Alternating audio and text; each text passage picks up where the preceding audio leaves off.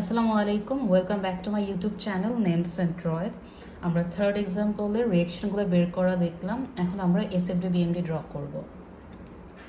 তো ফার্স্টে যদি আমরা এসএফডি ড্র করতে চাই, এখানে আমাদের প্রথম যে সাপোর্টটা এটা কিন্তু ফিক্সড সাপোর্ট, তার মানে আমাদের এখানে এসএফডি 0 থেকে শুরু হবে না। এখানে রিয়েকশনটা যেহেতু -14, এটা -14 থেকেই শুরু হবে।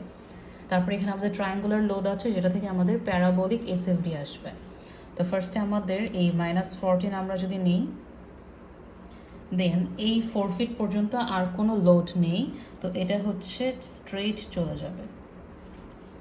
তারপর এখানে একটা ইউডিএল আছে, তো এটা কিভাবে হবে -14, এটা যেহেতু আপওয়ার্ড সো পজিটিভ 4 × 6, এটা চলে আসবে 10। তারপর আবার কোনো লোড নেই হিঞ্জ পর্যন্ত, এখানে 10, তারপর চলে আসবে -0.5 ইন্টু টোটাল বেস হচ্ছে 10। এখানে যেহেতু ট্রায়াঙ্গেলের এই ভ্যালুটা সেম না থাকতো, তাহলে কিন্তু আমরা এই ট্রায়াঙ্গেল আর এই ট্রায়াঙ্গেল আলাদা আলাদা করে ক্যালকুলেট করতাম। এখানে যেহেতু সেম, তাই আমরা একসাথে নিয়ে নিলাম, ইন্টু 4, সো -10।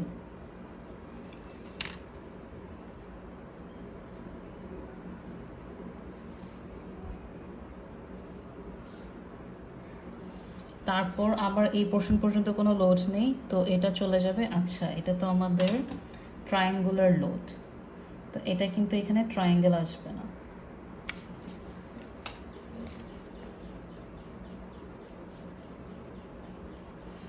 সো এটা ফার্স্টে এখানে এসে 0-তে মিলবে, তারপর আবার 10-এ যাবে।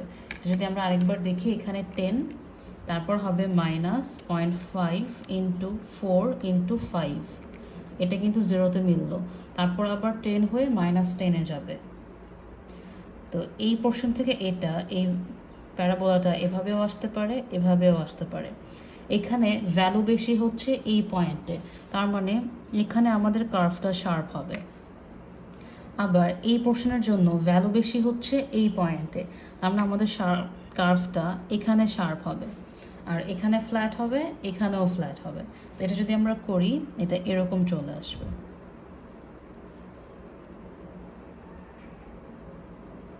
এরকম একটা কার্ভ আসবে।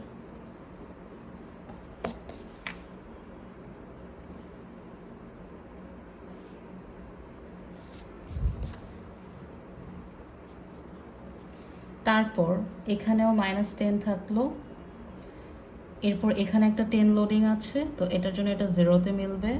তারপর এখানে আবার কোনো লোডিং নেই, এখানে আছে ভ্যালুটা 42.5, তো এটা 42.5। তারপর আবার 10, তো এখানে 10 যদি নামে, এটা হয়ে যাবে 32.5। তারপর এটা এই পর্যন্ত আসবে, দেন আবার এখানে একটা 32.5 আছে, তো এটা এখান থেকে নেমে 0-তে মিলবে, লাস্টে এই এসএফডি 0-তে। তারপরে হচ্ছে আমাদের এখানে বিএমডি ড্র করব। তো এটা যেহেতু ফিক্সড সাপোর্ট, বিএমডির ক্ষেত্রে আমাদের ভ্যালুটা শুরু হবে যে মোমেন্টের ভ্যালুটা আছে সেটা থেকে। তো এখানে যেহেতু ক্লকওয়াইজ মোমেন্ট, তো এটা এখানে +28 যাবে। তারপর এখানে যেহেতু আমাদের মাইনাস একটা রেক্টেঙ্গুলার ফর্ম আছে, তো 28 - 14 × 4, এটা চলে আসবে -28। এটা যেহেতু রেক্টেঙ্গুলার, এখানে আমাদের ফর্মটা আসবে ট্রায়াঙ্গুলার। তারপর এখানের যে ভ্যালুটা, এটা আমাদেরকে সিমিলার ট্রায়াঙ্গেল দিয়ে বের করতে হবে যে এই ডিস্টেন্সটুকু কত, কারণ ডিস্টেন্স যদি আমাদের কাছে না থাকে, তাহলে আমরা এই এরিয়াটুকু বের করতে পারবো না, আর এরিয়া ছাড়া বিএমডির ভ্যালু আসবে না। তো এই ডিস্টেন্সটা আমরা বের করবো এভাবে, এটা 14, তো এতটুকু যদি এক্স হয়, এতটুকু হবে 6 - x, সো 14/x = 10/6 - x। এটা যদি সলভ করি, সলভ করার পর এই ভ্যালুটা চলে আসবে 3.5, আর এটা চলে আসবে 2.5। তারপর আমরা যদি করি এই -28 - 14 × 3.5 × 0.5, এটা চলে আসবে -52.5। এখানে আবার ট্রায়াঙ্গুলার এসএফডি থেকে প্যারাবোলিক বিএমডি আসবে, তো এটা আমাদের এভাবেও আসতে পারে, এভাবেও আসতে পারে, কিন্তু ভ্যালু যেহেতু এখানে বেশি, এখানে কার্ভটা শার্প হবে আর এখানে ফ্ল্যাট হবে, তারপর এটা এভাবে মিলে যাবে। তারপর এখানে পজিটিভ, সো এটা হবে +0.5 ইন্টু 2.5 ইন্টু 10, তো এটা চলে আসছে -40। এখানে ভ্যালু বেশি এই পয়েন্টে, তো এটা কার্ভ শার্প হবে আর এখানে ফ্ল্যাটেন্ড কার্ভ। তারপর আমাদের আছে +10 ইন্টু 4, তাহলে এটা 0-তে গিয়ে মিলে গেল। এই যে ইন্টারনাল হিঞ্জ জয়েন্টে আমাদের বিএমডি কিন্তু 0 হবে, কিন্তু এসএফডির কিন্তু ভ্যালু থাকবে। তো এখন আমাদের এই পোর্শনটার এরিয়া হচ্ছে 2/3 অফ বি হচ্ছে 5 আর এইচ হচ্ছে 10। তো এটা যদি আমরা করি এটা কিন্তু positive, so positive 2/3 of 5 into 10, এটা চলে আসলো 33.33। তো এটা এখানে 33.33। এটা আবার এই প্যারাবোলিক থেকে কিউবিক একটা কার্ভ আসবে, কিন্তু এটার মধ্যে আমাদের হ্যান্ড ড্রয়িংয়ের ক্ষেত্রে তেমন কোনো ডিফারেন্স নাই। তো এটাও আবার এভাবেও আসতে পারে, এভাবেও আসতে পারে। এখানে যেহেতু লোড বেশি, ভ্যালু বেশি, তো এখানে কার্ভটা শার্প হবে, আর এখানে যেহেতু ভ্যালু কম, তো এখানে কার্ভটা ফ্ল্যাট হবে। তো এটা হবে এরকম একটা কার্ভ।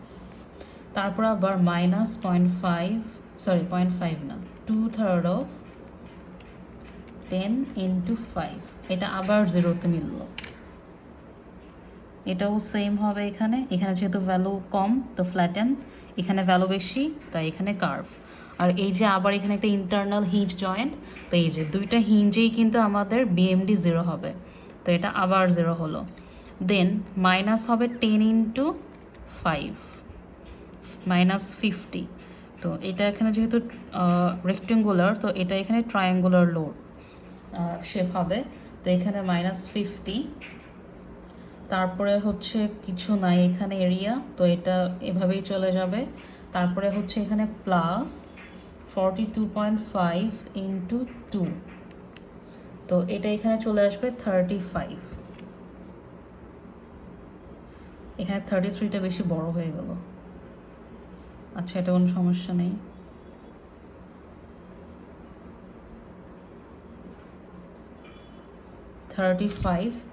এরপর আবার প্লাস হবে 32.5 ইন্টু 2,